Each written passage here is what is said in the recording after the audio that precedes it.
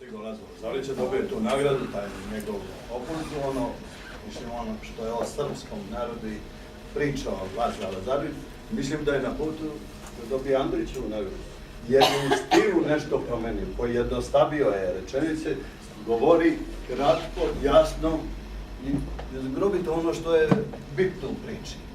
Ne treba se rasplinjavati. Ja sam čitao, imam još malo da pročitam Gorana, što je dobio Ninovu nagradu za prošlu godinu i vidim da njegov rečnik je otišao dalje od Andrića, postaje globalni jezik, pola je engleski, pola tajlanski, mislim, globalizovao se čovjek, svaka čast, on filozofije sve isto, ali mi moramo da čuvamo naš jezik i ono što je naše, Andrića da čuvamo, jer to je, ja mislim, najveći domet u našoj pripovedačkoj toj književnosti kod Srba.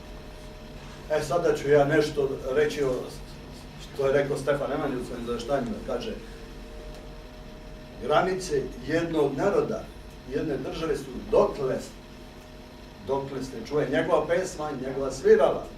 I ja onom narodu pred čijom kućom se čuje tuđa pesma i tuđa svirala.